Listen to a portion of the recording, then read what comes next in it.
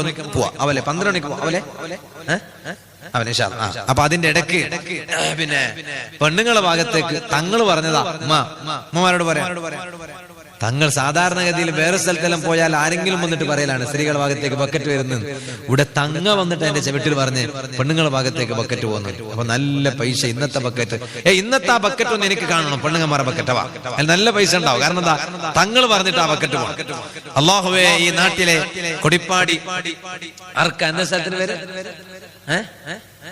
എന്താ സ്ഥലത്തിന് കൊടിപ്പാടി, പിന്നെന്തൊക്കെ ഉണ്ടല്ലോ അർക്ക.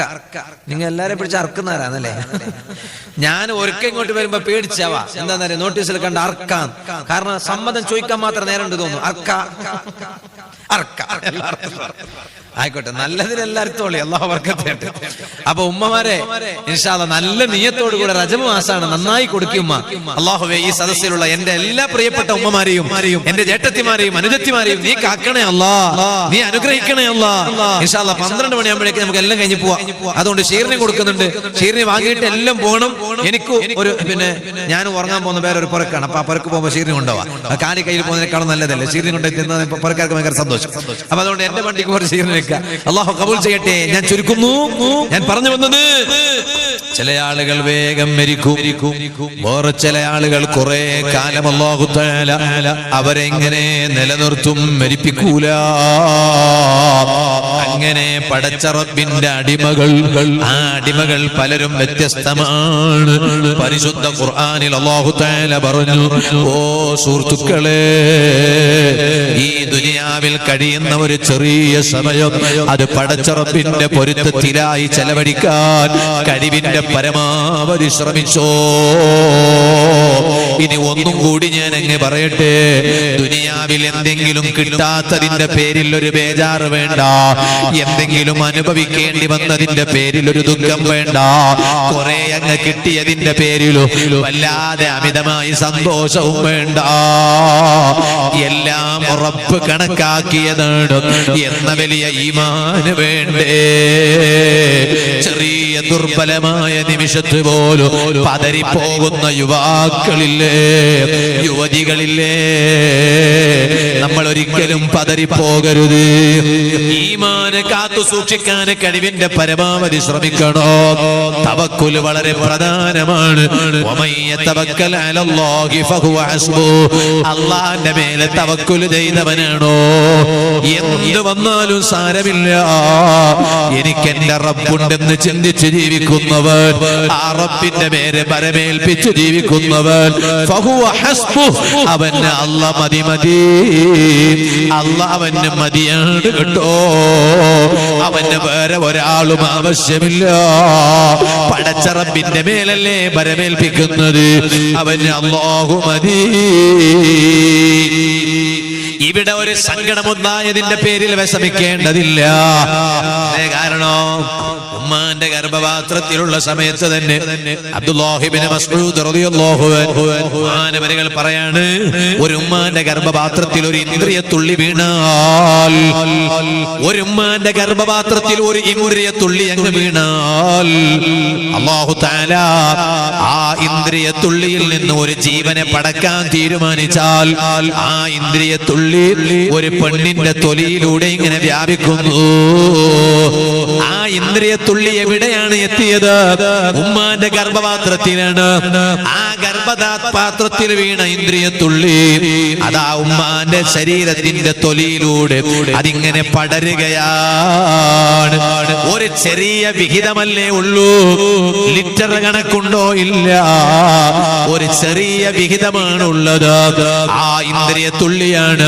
ആ ഉമ്മാന്റെ ഗർഭപാത്രത്തിൽ നിന്ന് അല്ലാഹു തആല ഒരു ജീവനെ പടക്കാൻ തീരുമാനിച്ചാൽ, ആ ഇന്ദ്രിയത്തുള്ളി ഉമ്മാന്റെ തൊലിയിലൂടെ ശരീരമാകെ അത് പടരുകയാണ്. എന്തിനേറെ പറയണം, ഓ ഉമ്മ, നിങ്ങൾ കുറെ കാലം ഗർഭം ചുമന്നുവല്ലോ, നൊന്ന് പ്രസവിച്ചുവല്ലോ, വേദന സഹിച്ചുവല്ലോ. എന്നാൽ ഇക്കാര്യം നിങ്ങൾ ഇന്ന് വരെ മനസ്സിലാക്കിയിട്ടുണ്ടോ? 4 പ്രസവിച്ച ഉമ്മമാരെ എന്റെ സദസ്സിലുണ്ടാവും, 5 പ്രസവിച്ചവരുണ്ടാവും, 7 പ്രസവിച്ചവരുണ്ടാവും, 12 പ്രസവിച്ചവരൊക്കെ കഴിഞ്ഞു പോയിട്ടുണ്ടാവും. എന്താ അങ്ങനെ പറയാൻ കാരണം? 7 തോലും പ്രസവിച്ചവരുണ്ടാവും എന്ന് ചൊല്ലിയാര് നിങ്ങൾ. 12ന്റെ എണ്ണം വന്നപ്പോഴേക്ക് കഴിഞ്ഞു പോയവരുണ്ടാവും. അല്ല ഇന്ന് ആരും ഇപ്പൊ 12 പ്രസവിച്ചവരുള്ള നോക്കാൻ ചൊല്ലി നോക്കാൻ. ഇനിയിപ്പോ ആരെങ്കിലും ഉണ്ടെങ്കിൽ കൈവക്കിരണ്ട. എന്റെ ഉമ്മ ഉണ്ട് 12 പ്രസവിച്ചു, അത് നല്ല തന്നെ, അള്ളാഹു തആല ബർക്കത്തുണ്ട്. പക്ഷെ ഇപ്പൊ നമുക്ക് എന്തായിന്ന് പറഞ്ഞാല് 3 മതി. ഇനി നന്റെ കൊണ്ട് പിറകാവാല ടാറ്റ നമുക്ക് മതി എന്നെ കൊണ്ട് ആവാല തന്നെ. പിന്നെ വേണം തോന്നും എപ്പറിയാ. മംഗളത്തിന് പോയപ്പോ മംഗളത്തിന്റെ ഹാളിലുണ്ടല്ലേ ഒരു പെണ്ണുങ്ങ ചെറിയൊരു കുഞ്ഞിനെ കയ്യിൽ ഇങ്ങനെ കളിപ്പിക്കുന്നു. ഇപ്പൊ നോക്കുമ്പോ ഈ നോക്കിയ പെണ്ണുങ്ങല്ലേ നമുക്ക് മതി എന്നല്ലേ, ഇത്ര മതി ദുനിയാവെടുക്കോ ഇത് മെയ്ന്ന് പറഞ്ഞില്ലേ. അയിമൊക്കെ ആശ നക്കുമീ തുയ്യോ ഇങ്ങനത്തെ ഒരു കുഞ്ഞിനെ ഞാനും കയ്യിൽ പിടിച്ചിട്ട് കളിപ്പിക്കാട്ടിയ അങ്ങനെ ഒരു ആശ അല്ലേ. അപ്പൊ ചിലപ്പോ ചോദിക്കും എന്ത് ചോദിക്കുന്നല്ലേ, ഈ കിടാവിനെ എനിക്ക് തരുന്നാരാ ഞാൻ നോക്കുന്നേ.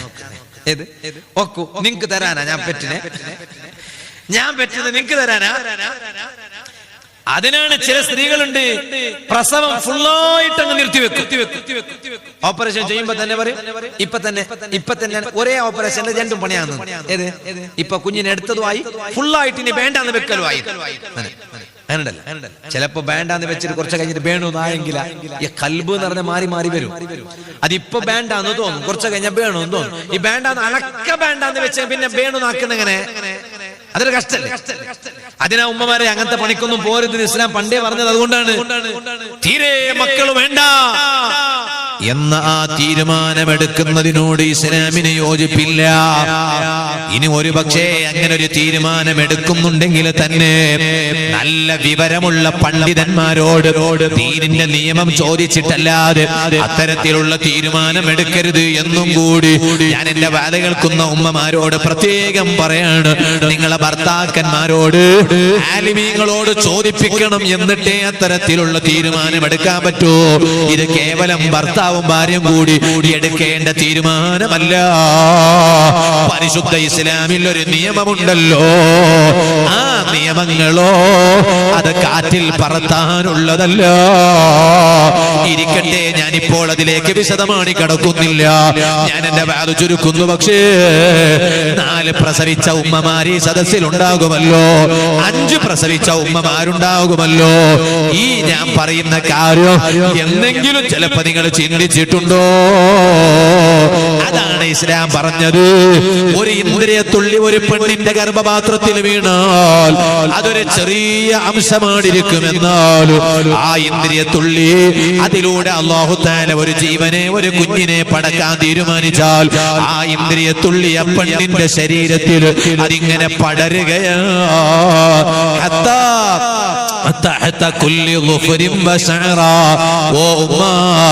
ആ പെണ്ണിന്റെ ആ പെണ്ണിന്റെ നഖത്തിൽ പോലും, ആ പെണ്ണിന്റെ ഉഗുറിൽ പോലും, നഖത്തിൽ പോലും അതിന്റെ അംശം പടരുകയാണ്.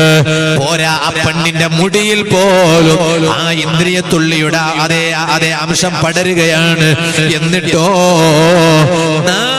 40 രാത്രി അതങ്ങനെ തന്നെ അവിടെ ഉണ്ടാകും കേട്ടോ. പിന്നീട് അതാ ഉമ്മാന്റെ ഗർഭപാത്രത്തിൽ അതൊരു രക്തക്കട്ടയായി മാറുകയാണ്, പിന്നെ മാംസക്കട്ടയായി മാറുകയാണ്, ഇറച്ചിക്കഷ്ണമായി മാറുകയാണ്. അങ്ങനെ അത് ഇറച്ചിക്കഷ്ണമായി മാറിയപ്പോ അല്ലാഹു തആല ആ വസ്തുവിൽ റൂഹ് ഊതാൻ മലക്കിനെ പറഞ്ഞയക്കുന്നു. അങ്ങനെ ആ വന്ന മലക്ക് അതിലതാ റൂഹിനെ അങ്ങ് ഊതുകയാണ്. എന്നിട്ട് അല്ലാഹു തആല ഉമ്മാന്റെ ഗർഭപാത്രത്തിലുള്ള സമയത്ത് തന്നെ മലക്കിനോട് അല്ലാഹു തആല പറയാണ്, 4 കാര്യം എഴുതാൻ പറയുന്നു. ഉമ്മാന്റെ ഗർഭപാത്രത്തിലുള്ള കുട്ടിയുടെ വിഷയത്തിൽ 4 കാര്യം എഴുതാൻ പറയുന്നു. ഒന്നെന്താണ്? അതേ, ഈ കുട്ടിയുടെ റിസ്ക് എഴുതാൻ പറയുന്നു. ഈ കുട്ടിക്കുള്ള റിസ്കിനെ എഴുതാൻ പറയുന്നു. രണ്ടാമത്തത് അജലിഹി, ആ കുട്ടി എത്ര കാലമാണ് ദുനിയാവിൽ ജീവിക്കുന്നത്, എത്ര പ്രായം വരെ ജീവിക്കണോ, എപ്പ മരിക്കണോ, എപ്പോഴാണ് അവധി തീരുന്നത്, എപ്പോഴാണ് അവധി അവസാനിക്കുന്നത് എന്നതിനെ കുറിച്ച് എഴുതാൻ പറയുന്നു. ഇനി മൂന്നാമത്തതോ ആ കുട്ടി ഇവിടുന്ന് ചെയ്യുന്ന അമലുകളെ കുറിച്ച് എഴുതാൻ പറയുന്നു. ഇനി നാലാമത്തതോ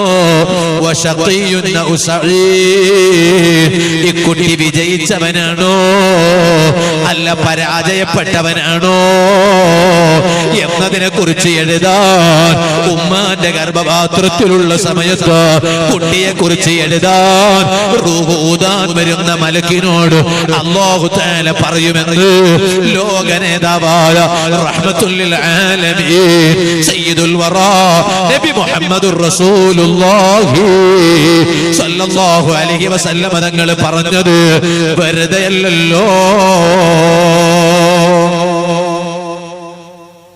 ഒക്കെ ഉസ്താദ് അങ്ങനെ തന്നെയാ ഉസ്താദ്, അങ്ങനെ ഒക്കെ അപ്പെങ്കിൽ ഞാൻ നിസ്കരിക്കാൻ പാടില്ല എന്ന് ചൊല്ലിട്ട് അള്ള എന്നെ പണ്ട് എഴുതി വെച്ചിനോ അല്ലെ, കണക്കാക്കി വെച്ചു, പിന്നെ ഞാനിപ്പോ എത്ര നിസ്കരിക്കാൻ എനിക്ക് തോന്നുവാ?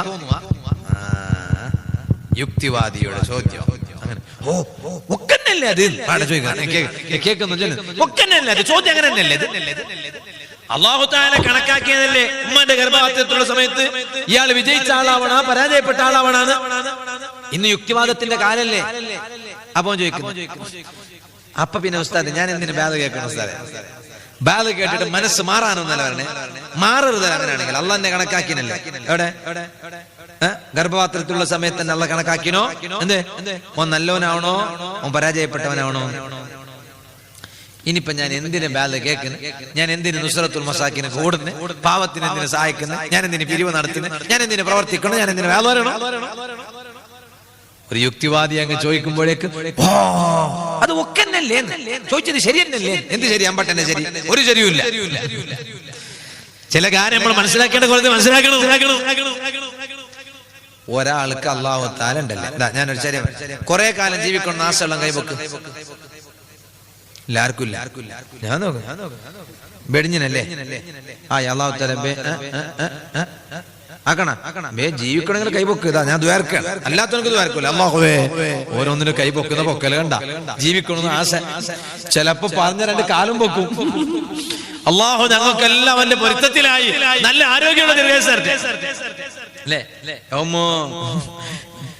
ഒരു മനുഷ്യന് ജീവിക്കാൻ ആശയുണ്ടെന്ന് ശരിക്കും ബോധ്യപ്പെടുന്ന ഒരു സമയമുണ്ട്. എപ്പോഴെന്നറിയോ? പറയട്ടാ, റോഡ് മുറിച്ചു കിടക്കുമ്പോ മനസ്സിലായില്ലേ? റോഡിന്റെ ഇങ്ങ ഇപ്പുറത്ത് അപ്പുറത്തേക്ക് വിട്ടു കിടക്കുമ്പോണ്ടല്ലോ, ഈ വണ്ടി ഇങ്ങനെ വരുന്ന സ്ഥലമാണെങ്കിൽ ഓർക്ക് മെല്ലെ പത്തുന്നോ പാടെ കാർ വരുമ്പോ വേക്കോട്ട് വരുന്നു. എന്ത് കാരണം? ഇവിടെ തട്ടിമുട്ടിയിട്ട് ജീമ പോയിരണ്ട. അപ്പൊ അതിനർത്ഥം എന്താ? ചെയ്യിക്കാൻ കുറച്ചു കാലം കൂടി ചെയ്യിക്കാൻ ആശ ഉണ്ടെന്നല്ലേ എന്റെ അർത്ഥം അല്ലെ? അല്ലെങ്കിൽ അതൊന്നും നോക്കാതെ തട്ടനെങ്കിൽ തട്ടട്ട് പന്നെടുത്ത് വെച്ച് കാണാൻ നിറച്ചിട്ട് നേരെ പോലെ അല്ലേ വേണ്ടേ? അതിനാരെങ്കിലും പോന്നാരാ? വയസ്സായ ആള് പോലും വയസ്സായ ആള് കൂടുതലും. ഇത് കാരണം ഇത്ര ആയിനല്ലേ സെഞ്ചുറി അടിച്ചിട്ടേ പോന്നേന്ന്, 100 അടിച്ചിട്ട്. അല്ലാഹു ആയുസ് നീട്ടി തരട്ടെ. ഞങ്ങൾക്ക് എത്ര ആയുസ് നീണ്ടു കിട്ടിയാലും മതിയാവുന്നില്ല. നിങ്ങളെ കൂട്ടത്തിൽ ഏറ്റവും നല്ലതാര്? കുറെ കാലം വരെ ജീവിച്ചിട്ട് കുറെ കാര്യം നല്ല ചെയ്തിട്ട് മരിക്കുന്ന ആൾ. അല്ലാഹു തആല നമുക്ക് അതിന് ഭാഗ്യം തരട്ടെ. ഇപ്പൊ തന്നെ മരിക്കാനായിട്ടില്ല, നമുക്ക് കുറെ കാലം ജീവിക്കാൻ അല്ലാഹു ഭാഗ്യം തരട്ടെ. ഞാൻ അവസാനിപ്പിക്കുകയാണ്. പക്ഷെ അല്ലാഹു തആല ഒരാൾക്ക് തീരുമാനിച്ച് ഈ കൊടിപ്പാടിന്ന് ഒരാൾക്ക് അല്ലാഹു തആല 60 വയസ്സ് വരെ ജീവിക്കാൻ തീരുമാനിച്ചു എന്ന് കരുതാം. എന്നിട്ട് അല്ലാഹു തആല കണക്കാക്കിണ്ടാവും. എന്ത് കണക്കാക്കുന്നവരാ? എന്ത് കണക്കാക്കുന്നത്? ഓന്റെ ഉമ്മാക്ക് ഗുണം ചെയ്താല്, ബാപ്പാക്ക് ഗുണം ചെയ്താല്, കുടുംബക്കാരോടെല്ലാം നല്ല രൂപത്തില് ഒത്തൊരുമയില് സന്തോഷത്തില് കൊസ്സില് ആരോടും നഞ്ചി കാറാതെ പക കാണിക്കാതെ ചന്തത്തില് കുടുംബത്തിലല്ല ചന്തത്തില് വിങ്കിളായിട്ട് പോകുന്നവനാണെങ്കിൽ ഓനക്കൊരു 13 വർഷം എക്സ്ട്രാ കൊടുക്കാം. അപ്പൊ എത്ര? നിങ്ങക്ക് മഗ്ഗി എന്ത് കൊന്തിന്നല്ലേ? ഒന്നെരല് അത് പഠിപ്പിക്കണ ഞാൻ വേദന വന്നിട്ട് അല്ല. പിന്നെ എത്ര? 73. പക്ഷെ ഈ 60 73 എത്തണമെങ്കിലും ഉണ്ടല്ല അല്ല കണക്കാക്കിണ്ടാവും. ഉമ്മാനെ ബൗറാതെ ഉമ്മാനെ പിരിസം വെച്ചിട്ട് ഉമ്മാനെ ബാപ്പാനെല്ലാം നല്ല കൊസിപ്പെടുത്തി ജീവിക്കുന്നു. കുടുംബത്തില് ഇപ്പൊ ആയുസ് കുറയുന്നല്ലേ? ആയുസ് പണ്ടത്തെ അത്ര ആയുസ് ഉണ്ടായിപ്പോ ഉണ്ടാ? പണ്ട് 100 കഴിഞ്ഞിട്ടല്ലേ മനുഷ്യന്മാരെ മരിക്കണേ. ഇപ്പൊ 60, 58 ബേ മരിക്കുന്നത്. എന്ത് കാരണം എന്നറിയാം? മിക്ക ആളും കുടുംബക്കാരോട് പിണക്ക. എപ്പാ നോക്കിയാൽ കുടുംബക്കാരോട് പിണങ്ങി നടന്നവന്റെ ആയുഷ് ചുരുങ്ങും, ബേ മരിക്കുന്നതാണ്. ഞാനല്ല പറഞ്ഞേ, നബി മുഹമ്മദ് റസൂലുള്ളാഹി. അതുകൊണ്ട് കുടുംബത്തിൽ ഗലാട്ടാക്കിയുണ്ടെങ്കിൽ ബേം പോയി നന്നായിക്കോ. കുറച്ചും കാലം കൂടി മിഞ്ചോണെന്ന് ആശ ഉണ്ടെങ്കിൽ, ഇല്ല ബേം പോകണമെന്നുണ്ടെങ്കിൽ പിണങ്ങിക്കൊണ്ടേയിരിക്കും, ബേം പോവാ, നല്ല കാര്യം. അത്തരെങ്കിലും 2 സ്ഥലം വേറെ ആൾക്കെങ്കിലും ഫ്രീ ആയി കിട്ടൂലേ ഒക്കെ അല്ലേ. ഞാനിത് വെറുതെ പറയല്ലേ. കുടുംബത്തോട് പിണങ്ങി നിന്നവനുണ്ടോ ഓൻ കുറെ കാലം ഒരു കുടുംബത്തിലുണ്ടാവില്ല. നോക്ക കാണിച്ചേരി, കാണിച്ചേരി. അല്ല, ഞങ്ങളെ കുടുംബത്തിലുണ്ടായിനോ ഒരാള് എല്ലാവരോടും പിണങ്ങിക്കൊണ്ടേ ഉണ്ടായിനോ, അയാള് 98 വയസ്സ് വരെ മിഞ്ചിട്ട് പോയിനേ എന്നാ നിങ്ങൾക്കുണ്ടല്ല. വരട്ടെ, അയാൾക്ക് അല്ലാഹു തആല 105 വയസ്സ് കണക്കാക്കി ഉണ്ടാവും. അയാൾ ബേം മരിച്ച 98. അങ്ങനെ കണക്ക്. ഇനി അങ്ങനെ നിങ്ങൾ കൊണ്ടുവന്നെങ്കിലും പറയേണ്ടത് അങ്ങനെയാണ്. എന്തേ 105 വയസ്സ് വരെ കണക്കാക്കിയിരുന്നു അല്ലാഹു തആല. എന്റെ ബേം പോയ 98 അപ്പൊ കാരണം കുടുംബത്തോട് ശരിയില്ലാത്ത. അതുകൊണ്ട് ഉമ്മമാരോട് ഞാൻ പറയാണ്, കുടുംബത്തിൽ എല്ലാരെയും ഒരുപോലെ കൊണ്ടുപോകാൻ ശ്രമിക്കേണ്ടത് ആരാ? നിങ്ങൾ പറയും, നിങ്ങൾ നമ്മണ്ടായിരുന്നു. ബേം പറയും. എനിക്ക് പറയാൻ പേടിയല്ലേ? പെണ്ണുങ്ങന്മാർ തന്നെ മാപ്പിളമാര് കുടുംബത്തോട് പിണങ്ങിക്കൊണ്ടിരുന്നെങ്കിൽ പെണ്ണുങ്ങന്മാർ ശരിപ്പെടുക്കണം. ഇതാ നിങ്ങൾ മരിച്ചെങ്കിൽ എനിക്ക് തന്നെ കഷ്ടം, ഞാൻ ഇതൊക്കെ ഇരിക്കണോ, പിള്ളേരെ നോക്കണോ, അതുകൊണ്ട് നിങ്ങൾ ഒന്ന് വേഗം കുടുംബത്തിൽ പിണങ്ങിട്ട് മരിക്കൊന്നും വേണ്ട. അങ്ങനെ വേഗം പോകാനൊന്നും ആശ എടുക്കണ്ട, വേഗം ടിക്കറ്റ് എടുക്കാൻ. കുടുംബത്തിലെല്ലാം നല്ല ആയിക്കോളി, എല്ലാവരോടും നല്ല വിങ്ങളായിക്കോളി എന്ന് പറഞ്ഞാൽ എപ്പോഴും കുടുംബക്കാരെ പോലെ പോയി പാടാരി വീഴണമെന്നല്ല. ആരോടും മുഖം നോക്കിയിട്ട് മുഖം പീക്ക് വാട്ടാൻ നോക്കണ്ട. മുഖം ഇങ്ങനെ അങ്ങനെ വേണ്ട. അതാണ് സുലത്തുൽ അർഹാം. കുടുംബബന്ധം വെച്ച് പുലർത്തുന്നവൻ ആയുസ് കൂടും. ഇല്ല ഉസ്താദ്, നമുക്ക് ആയുസ് ഇല്ലെങ്കിലും വലിയല്ല, ഞാൻ ഓന്റെ ഒക്കെ മിണ്ടുന്നില്ല ഒക്കെ എന്നാ ബേം ടിക്കറ്റ് അടിക്കി ബേം പോയി. അങ്ങനെ കണക്ക്. അങ്ങനെയാണ് ചില കാര്യങ്ങള്. നല്ലത് ചെയ്താൽ ചിലപ്പോ ആയുസ് അല്ലാഹു നീട്ടിത്തരലുണ്ടാകും. എന്നാൽ ഇന്നത് ചെയ്താൽ ആയുസ് കുറയലുണ്ടാകും. അതിനൊരുപാട് പണ്ഡിതമായ കണക്കുകളുണ്ട്. അങ്ങനെയാണ് അതിന്റെ കണക്ക്. ഇരിക്കട്ടെ, ഞാനിപ്പോൾ അതിലേക്ക് കടക്കുന്നില്ല, ഞാൻ എന്റെ വാദം നിർത്താണ്. ഇങ്ങനെയെല്ലാം ജീവിച്ച് ഈമാനുള്ള സത്യവിശ്വാസികളാകുമ്പോൾ അവരുടെ ഏറ്റവും പ്രധാനപ്പെട്ട ലക്ഷ്യം ഒന്ന് മരിക്കുമ്പോൾ ഒന്ന് സഈദായി മരിക്കണോ, ശഖിയായി മരിക്കരുത്, വിജയിയായി മരിക്കണോ. എന്ത് വിജയിയാണ്? സ്വർഗം കൊണ്ട് വിജയിച്ചവനായി മരിക്കണോ. അതിന് അർഹമുർ റഹീമീനായ റബ്ബ് സാധുക്കളായ ഞങ്ങൾക്ക് തൗഫീഖ് ചെയ്യണേ അല്ലാഹ്. എന്റെ മുഅ്മിനീങ്ങൾക്ക് വശമല്ലെങ്കിൽ ആരും ഇങ്ങോട്ട് വരണ്ട, ഒന്ന് സദസ്സ് നെണീറ്റ് നിൽക്കുമോ? ഞാനൊരു ചെറിയ ചരിത്രം ബർക്കത്തിന് വേണ്ടി പറഞ്ഞു നിർത്തട്ടെ. ഇത് സ്വലാത്ത് വാർഷിക പരിപാടിയായതുകൊണ്ട് ഇവിടുന്ന് കുറച്ച് സ്വലാത്ത് ചൊല്ലിയിട്ട് ഒരു ചെറിയ ദുആ നടത്തി പിരിയണം. അർഹമുർ റഹീമീനായ അല്ലാഹ്, സാധുക്കളായ ഞങ്ങളെ മജ്ലിസ് ദുആക്ക് ഇജാബത്തുള്ള മജ്ലിസായി നീ ഞങ്ങളിൽ നിന്ന് കബൂൽ ചെയ്യണം റഹ്മാനേ. ഓ ചെറുപ്പക്കാരെ, അല്ലാഹു തആല തന്ന ആയുസ് കഴിവിന്റെ പരമാവധി റബ്ബിന്റെ ദീനിന് വേണ്ടി പ്രവർത്തിക്കണോ, അല്ലാഹുവിന് വേണ്ടി പ്രവർത്തിക്കണോ, റബ്ബിന്റെ ദീനിന് ഖിദ്മത്ത് ചെയ്യണോ. അതിലൂടെ സ്വർഗം സമ്പാദിക്കണോ, പരലോക വിജയം സമ്പാദിക്കണോ. എത്ര മുൻഗാമികളാണ്, അവരെത്രയാണ് ത്യാഗം സഹിച്ചത്, എത്രയാണ് പ്രയാസം നേരിട്ടത്. ഒരു ചെറിയ ചരിത്രം പറഞ്ഞു നിർത്തട്ടെ. ഇമാം ബുവൈത്തി റഹിമഹുല്ലാഹ് ഷാഫി ഇമാമിന്റെ ശിഷ്യനാണ് ഇമാം ബുവൈത്തി റളിയല്ലാഹു അൻഹു. ആ ഷാഫി ഇമാം ശിഷ്യന്റെ മുഖത്തേക്ക് നോക്കിയിട്ട് പറഞ്ഞില്ലേ, മോനെ ബുവൈത്തി, അള്ളാന്റെ ദീനിന് വേണ്ടി പ്രവർത്തിക്കുന്നത് കൊണ്ട് ശത്രുക്കൾ നിങ്ങളെ വധിക്കുന്ന ഒരു ദിവസമുണ്ട്, അത് ഞാനിപ്പ കാണുന്നുണ്ട്. ഔലിയാക്കൾക്ക് വരാൻ പോകുന്ന കാര്യം അറിയില്ല, അദൃശ്യജ്ഞാനം അറിയില്ല എന്നെല്ലാം പറഞ്ഞു നടക്കുന്ന ആളുകളില്ലേ, അത്തരത്തിലുള്ള പുത്തനാശയക്കാരൊന്നും ഇവിടെ ഇല്ലെന്ന് എനിക്കറിയാം. കാരണം ഇത് ബഹുമാനപ്പെട്ട സയ്യിദുനാ താജുൽ ഉലമാ ഖദ്ദസല്ലാഹു സിർറഹുൽ അസീസ് മഹാനവരുകൾ കാലൂന്നിയ നാടാണ്. ഇവിടെയുള്ള ഒരുപാട് നല്ല ജനങ്ങളോട് മഹാനവരുകൾക്ക് വലിയ ബന്ധമാണിരുന്നു. ആ നാടാണ് കൊടിപ്പാടിയും പരിസരവും. അതുകൊണ്ട് അത്തരക്കാർ ഇവിടെ ഇല്ലാത്തതുകൊണ്ട് ഞാനിപ്പോ കൂടുതലൊന്നും പറയില്ല. എന്നാൽ ഔലിയാക്കൾക്ക് ഭാവിയിൽ വരാൻ പോകുന്നത് അറിയില്ല എന്നെല്ലാം പറഞ്ഞ് പ്രചരിപ്പിക്കുന്നവരില്ലേ? എന്നാ കേട്ടോ, ഇമാം ശാഫിഈ റളിയല്ലാഹു അൻഹു ശിഷ്യനായ ഇമാം ബുവൈത്തി റളിയല്ലാഹു അൻഹു മഹാനരുടെ മുഖത്തേക്ക് നോക്കിയിട്ട് പറഞ്ഞു, മോനെ ബുവൈത്തി, പിന്നീട് ഒരു നാള് വരാനുണ്ട്. അന്ന് നിങ്ങൾ അല്ലാഹുവിന്റെ ദീനിൽ ഉറച്ചു നിന്നതുകൊണ്ട് ശത്രുക്കൾ നിങ്ങളെ കൊന്നുകളയുന്നൊരു ദിവസമുണ്ട്. അങ്ങനെയൊരു നാള് വരുമെന്നതിന് സംശയമില്ല. അങ്ങനെയൊരു നാള് വന്നാൽ നിങ്ങൾ ദീന് വിട്ടുപോകരുത്, പതറിപ്പോകരുത്, തളർന്നു പോകരുത്. ദീന് മുറുകെ പിടിച്ച് ജീവിക്കണോ ഓ യുവാക്കള്. പാവങ്ങളെ സഹായിക്കാൻ പ്രവർത്തിക്കണോ, പെൺകുട്ടികളെ കെട്ടിച്ചയക്കാൻ ഓടി നടക്കണോ, രോഗികളെ ചികിത്സക്ക് വേണ്ടി അധ്വാനിക്കണോ, ആഹാര വസ്തുക്കൾ ആവശ്യമുള്ള വീട്ടിലേക്ക് എത്തിക്കാൻ വേണ്ടി പ്രവർത്തിക്കണോ. അതെല്ലാം ഉണ്ടാകുന്നതോടൊപ്പം പടച്ചറപ്പിന്റെ ദീന് അതൊന്ന് മുറുകെ പിടിച്ചോ. ഒരു നേരത്തെ നിസ്കാരോ മുടക്കി പോകരുത് കേട്ടോ. പ്രവർത്തിക്കുന്നതിന്റെ ഇടക്ക് നിസ്കാരമെന്ന് ഖളായി പോയാൽ ആ പ്രവർത്തനത്തിൽ പിന്നെ ബറക്കത്ത് കാണൂല, ആ പ്രവർത്തനത്തിന് പിന്നെ വെളിച്ചം കാണൂല. നിസ്കാരം സമ്മാനമായി കിട്ടിയ ഇസ്രാ മിഅ്റാജിന്റെ രാവുള്ള റജബ് 27 മാസമാണല്ലോ. റജബ് 27 യുസന്നു സൗമു യൗമിൽ മിഅ്റാജ്. റജബ് 27 നോമ്പ് സുന്നത്താണെന്ന് ഫിഖഹിന്റെ ഇമാമിങ്ങൾ പറഞ്ഞില്ലേ?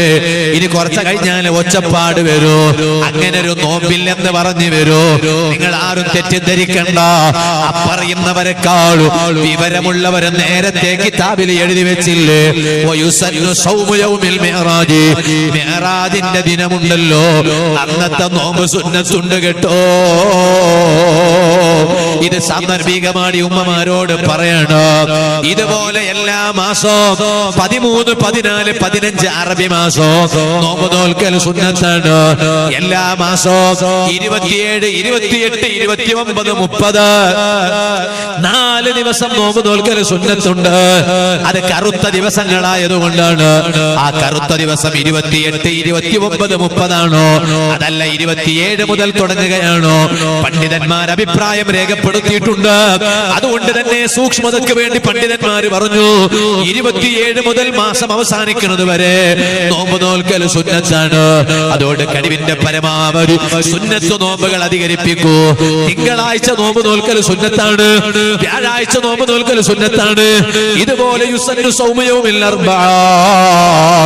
അതേ പണ്ഡിതന്മാരിൽപ്പെട്ട ചില പണ്ഡിതന്മാര് പറഞ്ഞു ബുധനാഴ്ചയും നോമ്പ് നോൽക്കൽ സുന്നത്താണ്. അപ്പൊ തിങ്കളാഴ്ച സുന്നത്തുണ്ട്, വ്യാഴാഴ്ച സുന്നത്തുണ്ട്. പണ്ഡിതന്മാരിൽ ഒരു വിഭാഗം പറഞ്ഞ അഭിപ്രായം അനുസരിച്ച് അതേ ബുധനാഴ്ചയും സുന്നത്തുണ്ട്. കഴിവിന്റെ പരമാവധി സുന്നത്തു നോമ്പുകൾ അധികരിപ്പിക്കുക. ഓ യുവാക്കളെ, ഒരു നേരത്തെ നിസ്കാരവും മുടക്കിക്കളയരുത്, സമയത്തെ തൊട്ട് പിന്തിപ്പിക്കരുത്. കഴിവിന്റെ പരമാവധി പള്ളിയിൽ വന്ന് ജമാഅത്തായി നിസ്കരിക്കാൻ ഈമാനുള്ള യുവാക്കളെ മനസ്സ് കാണിക്കണോ. ഇമാം ബുവൈത്തി തങ്ങള് ശത്രുക്കൾ ജയിലിൽ അടച്ചപ്പോൾ ആ ശത്രുക്കളെ ജയിലിൽ അടച്ചു. മഹാനവരുകൾ ജയിലിൽ കഴിയുകയാണ്. മഹാനവരുകൾ എല്ലാ വെള്ളിയാഴ്ചയും കുളിക്കുകയാണ്, വസ്ത്രം ധരിക്കുകയാണ്. അതാ ജയിലിന്റെ വാതിൽക്കൽ വരുന്നു. പാറാവുകാരോട് പറയാണ് ഇന്ന് വെള്ളിയാഴ്ച ദിവസമാണ്, എനിക്ക് ജുമഅക്ക് പള്ളിയിൽ പോകണം, അതുകൊണ്ട് ഈ വാതിലൊന്ന് തുറന്നു തരുമോ? പാറാവുകാരൻ പറയാണ് ഇല്ല ഇല്ല, തുറന്നു തരരുത് എന്നാണ് മറുപടി.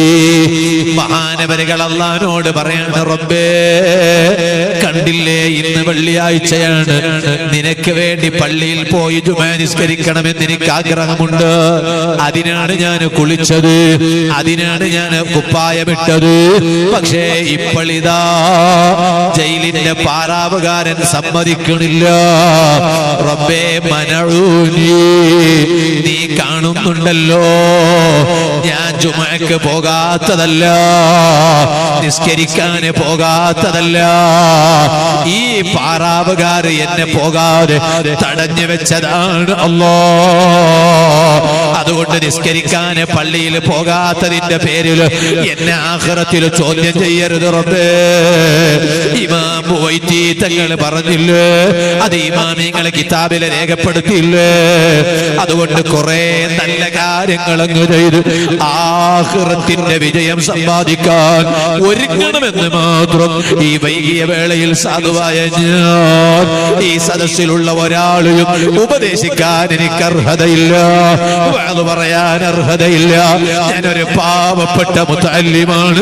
പക്ഷേ എനിക്ക് എന്നോട് പറയാൻ അവകാശമുണ്ട്, എനിക്ക് എന്നോട് പറയാൻ ബാധ്യതയുണ്ട്. അത് ഞാൻ എന്നോട് പറയുന്നു. സാധുക്കളായ നിങ്ങളെ ഞാനത് പറഞ്ഞ് കേൾപ്പിക്കുന്നു എന്ന് മാത്രമാണ്. ഇത് ഞാൻ എന്നോടും നിങ്ങളോടും ഓർമ്മപ്പെടുത്തി ഞാൻ എന്റെ ഇന്നത്തെ വാദം നിർത്തുന്നു. അർഹമർ റഹീമീനായ അല്ലാഹ്, സാധുക്കളായ ഞങ്ങൾക്ക് നീ അതിനെ തൗഫീഖ് ചെയ്യണം റഹ്മാനേ. ഞങ്ങളെ ഈ മഹത്തായ പരിപാടി നിന്റെ പൊരുത്തത്തിലുള്ളതാക്കണം റഹ്മാനേ. ഇതിന്റെ സന്തോഷം ഞങ്ങളെ ഖബറിൽ ആസ്വദിക്കാൻ നീ തൗഫീഖ് ചെയ്യണം റഹ്മാനേ. എല്ലാവരും അവിടെ തന്നെ ഇരിക്കുക. ഇൻഷാ അല്ലാഹ് സ്വലാത്ത് വാർഷികമായതുകൊണ്ട് ബഹുമാനപ്പെട്ട തങ്ങളുടെ നേതൃത്വത്തിൽ ഇവിടുന്ന് സ്വലാത്ത് നടക്കും. അതുപോലെ തന്നെ ഇവിടുന്ന് ദുആ മഹാനവരുകൾ നിർവഹിക്കും. ബഹുമാനപ്പെട്ട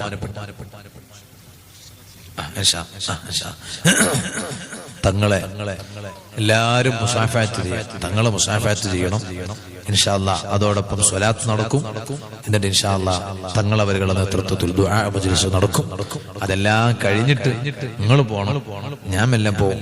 കാരണം എനിക്ക് പിന്നെ അങ്ങനെയാണല്ലോ, നിങ്ങൾക്ക് അറിയാലോ, ഞങ്ങൾക്ക് പിന്നെ എന്നും സ്വലാത്ത് വാർഷികമാണ്. ഞാൻ നാളെ അങ്കടി മുകളിൽ സ്വലാത്ത് വാർഷികത്തിൽ വാദ് പറയാനുണ്ട്. ഇനി മറ്റന്നാൾ തുർക്കളിക്ക് ഉറൂസിൽ വാദിന് പറയാനുണ്ട്. 27-ാം തീയതി രാവിലെ കളസയിൽ പോയി. എന്റെ കളസയിലെ നാട്ടിൽ പഴയ പള്ളിയെല്ലാം പിന്നെ അവിടുന്ന് കളഞ്ഞിട്ട് പിന്നെ ഇപ്പൊ പുതിയ പള്ളി ഉണ്ടാക്കുകയാണ്. അതിന്റെ തറക്കല്ലിടുകയാണ്. അവിടെയും വാദ് പറയേണ്ടത് ഞാനാണ്, എന്റെ നാടും കൂടിയായതുകൊണ്ട്. അതുകൊണ്ട് അതിഥികളെ കൊണ്ടുപോകേണ്ടത് ഞാനാണ്, തങ്ങന്മാരെ കൊണ്ടുപോകേണ്ടത് ഞാനാണ്. അപ്പൊ അവിടെ പോയി അന്ന് തന്നെ രാത്രി വന്ന് കൊളക്കയിൽ വാദ് പറയണം. അങ്ങനെയാണ്. അപ്പൊ അതുകൊണ്ട് ഞാൻ തങ്ങളെ സമ്മതത്തോടു കൂടെ പോവാണ്. ബഹുമാനപ്പെട്ട തങ്ങളവരുകൾ നേരത്തെ ഇവിടെ സ്വാഗത പ്രഭാഷണത്തിൽ ശരീഖ് ഹാജി പറഞ്ഞതുപോലെ ഞങ്ങളുമായി വലിയ ബന്ധങ്ങളാണ്. ഇപ്പൊ ഞാൻ ഇവിടെ വന്നപ്പോൾ കുറെ തങ്ങൾ ആദൂരിലേക്ക് ആ ഭാഗത്തേക്കൊക്കെ അതിനെ ക്ഷണിക്കും. അപ്പൊ ക്ഷണിക്കുമ്പോ ചിലപ്പോ ഞങ്ങൾക്ക് പോവാൻ അങ്ങനെ ഒരു എന്താ പറയാ സാഹചര്യം ചിലപ്പോൾ കിട്ടണമെന്നില്ല. തങ്ങ പറഞ്ഞു കുറെ ആയി ഞാൻ വിളിക്കുന്നേ, നിങ്ങൾ അങ്ങോട്ടൊന്നും വന്നിട്ടില്ല. ഞാൻ പറഞ്ഞു ഇനി വിളിക്കണം, വിളിച്ചാൽ തീർച്ചയായിട്ടും വരുമെന്ന് പറഞ്ഞു. അള്ളാഹു തആല തങ്ങൾക്ക് വിളിക്കാനും ഞങ്ങൾക്ക് പോവാനും എല്ലാം അള്ളാഹു ആഫിയത്തും തൗഫീഖും അള്ളാഹു നൽകി അനുഗ്രഹിക്കട്ടെ. എല്ലാവരോടും നല്ല സൗമ്യമായ സ്വഭാവത്തിൽ പെരുമാറുന്ന വളരെ വിനയത്തോടെ കഴിയുന്ന ഒരു സയ്യിദാണ് ബഹുമാനപ്പെട്ട സയ്യിദ് യഹിയ തങ്ങൾ ആദൂർ. ഞാൻ തങ്ങളെ വീട്ടിൽ കുറെ മുമ്പൊരു മംഗലം നടന്നിരുന്നു. അന്ന് ഞാൻ ആ മംഗലത്തിന് പോയി. അത് തങ്ങളെ മകന്റേതാണോ മകളതാണെന്ന് എനിക്കറിയില്ല. മകളെ അതിനുശേഷം അതിനൊന്നും പോയിട്ടില്ല. ആ മോളെ മംഗലത്തിന് ഞാൻ പോയത് ഇപ്പോഴും എനിക്ക് ഓർമ്മയുണ്ട്. ഒരു രാത്രി പോയതാണ്. അത് പോയത് മഹാനവരുകളോടുള്ള ബഹുമാനം കൊണ്ട് സ്നേഹം കൊണ്ടാണ്. ഇവിടുന്ന് മഹാനവരുകളെ ഈ നാട്ടുകാരായ പ്രത്യേകിച്ച് നുസ്രത്തുൽ ഇസ്ലാമിന്റെ വകയിൽ തങ്ങളവരുകളെ ആദരിച്ചത് കണ്ടപ്പോ വളരെ സന്തോഷമായി. അതാണ് നമ്മുടെ ചില ആളുകൾ പറയും ഞങ്ങൾക്ക് തങ്ങന്മാർ വേണ്ട, ആരും വേണ്ട, ഞാൻ തന്നെ പ്രവർത്തിക്കുന്നു. അത് ഒരു സ്ഥലത്തേക്ക് എത്തിക്കാൻ പറ്റൂല, അത് ഇടയ്ക്ക് വെച്ച് മുറിഞ്ഞു പോകും. തങ്ങന്മാര് മുന്നിലുണ്ടെങ്കിൽ ആ പ്രവർത്തനത്തിന് വലിയ ബറക്കത്താണ്. അതും അൽഹംദുലില്ലാഹ് ഒരു നല്ല സ്വഭാവമുള്ള ഒരു സയ്യിദിനെ, നല്ല ബറക്കത്തുള്ള സയ്യിദിനെ, സാധാരണക്കാർക്കിടയിൽ ഒരു സാധാരണക്കാരനായ നിലക്ക് പെരുമാറുന്ന ഒരു സയ്യിദും കൂടിയാണ് ബഹുമാനപ്പെട്ട യഹിയ തങ്ങൾ ആദൂർ. അല്ലാഹുവേ, നീ മഹാനവരുകൾക്ക് ആഫിയത്തുള്ള ദീർഘായുസ്സ് നൽകണേ അല്ലാഹ്. അവിടുത്തെ കുടുംബത്തിന് നീ ആഫിയത്തുള്ള ദീർഘായുസ്സ് നൽകണേ അല്ലാഹ്. നേരത്തെ ഇവിടെ നമ്മെ ഈ മഹത്തായ വേദി ഉദ്ഘാടനം ചെയ്ത ബഹുമാനപ്പെട്ട വാളമുണ്ട ഉസ്താദ്, അല്ലാഹ് നീ ആഫിയത്തുള്ള ദീർഘായുസ് കൊടുക്കണേ അല്ലാഹ്. ഈ നുസ്റത്തുൽ ഇസ്ലാം എന്ന മഹത്തായ സംഘടനയുടെ പ്രസിഡന്റുമാര്, സെക്രട്ടറിമാര്, ട്രഷറർ ഉൾപ്പെടെയുള്ള കമ്മിറ്റിയിലെ മുഴുവൻ അംഗങ്ങൾ, അതുപോലെ നമ്മളെ കൊടിപ്പാടി ജമാഅത്ത് പിന്നെ കമ്മിറ്റി ഭാരവാഹികൾ, അല്ലാഹുവേ നീ അവരൊക്കെ അനുഗ്രഹിക്കണേ അല്ലാഹ്. ഇവിടുന്ന് പണ്ട് കൊടിപ്പാടി എന്ന് പറഞ്ഞാൽ ഞാൻ മുത്താലിമായി പഠിക്കുന്ന കാലം തൊട്ട് തന്നെ പേര് കേട്ട് പരിചയമുള്ള നാടാണ് കൊടിപ്പാടി. അങ്ങനെയാണ്. അപ്പൊ ഈ പരിസരത്തൊക്കെ മുത്താലിമായി ഞാൻ മർക്കസിൽ, എന്റെ ഓർമ്മ ശരിയാണെങ്കിൽ മർക്കസിൽ പഠിക്കുന്ന സമയത്ത് തന്നെ ഞാൻ ഈ പരിസരത്തൊക്കെ വാദിന് വന്നിട്ടുണ്ട്. അങ്ങനെയാണ്. അപ്പൊ അങ്ങനെ ഈ പരിസരത്തുള്ള പലരെയും കണ്ടാല് അവർ കൊടിപ്പാടിക്കാരാണെന്ന് മുഖപരിചയം ചില ആളുകളെ കാണുമ്പോഴൊക്കെ നമുക്ക് മനസ്സിലാകാറുണ്ട്. അപ്പൊ അങ്ങനെ ഇതിന് മുൻഗാമികളായി ജീവിച്ചിരുന്നവർ, നേരത്തെ വാളമുണ്ട ഉസ്താദ് പറഞ്ഞതുപോലെ പിന്നെ അബ്ദുറഹ്മാൻ ഹാജി, അബ്ദുൽ ഖാദർ ഹാജി, അവരൊക്കെ മുൻകാലങ്ങളിൽ ജീവിച്ചവരാണ്. അബ്ദുറഹ്മാൻ ഹാജി താജുൽ ഉലമയുമായൊക്കെ വലിയ ബന്ധമുള്ള ആള്. ഞാൻ അദ്ദേഹത്തെ കണ്ടിട്ടുണ്ട്. അദ്ദേഹത്തോടെ താജുൽ ഉലമാന്റെ വഫാത്തിന് ശേഷമല്ലേ ഒരു കൊല്ലം കഴിഞ്ഞു താജുൽ ഉലമ പറഞ്ഞു എന്ന് പറഞ്ഞു, ഞാൻ മരിക്കാതെ നീ മരിക്കൂല. അങ്ങനെ തങ്ങ മരിച്ച ശേഷമാണ്, കുറെ അസുഖം ഉണ്ടായിരുന്നു, എന്നിട്ടും തങ്ങളെ വഫാത്തിന് ശേഷമാണ് അവർ മരിക്കുന്നത്. അല്ലാഹുവേ, ഞാൻ ആ പറഞ്ഞവരും അല്ലാത്തവരുമായ ആരൊക്കെ ഈ നാട്ടിൽ മുൻകാലങ്ങളിൽ ഞങ്ങളൊക്കെ മരിക്കുന്നതിന് മുമ്പ് നേരത്തെ പോയി മരിച്ച് ഖബറിൽ കിടക്കുന്നുവോ അവർക്കൊക്കെ നീ സ്വർഗം കൊടുക്കണേ അല്ലാഹ്. അവരുടെ ഖബറിൽ നീ വലിയ സന്തോഷം നൽകണേ അല്ലാഹ്. അല്ലാഹുവേ, ഞങ്ങളെ സ്നേഹിക്കുന്ന, ഞങ്ങളെ കുട്ടിക്കാലം മുതൽക്ക് തന്നെ വാല് പറയാൻ തുടങ്ങിയപ്പോ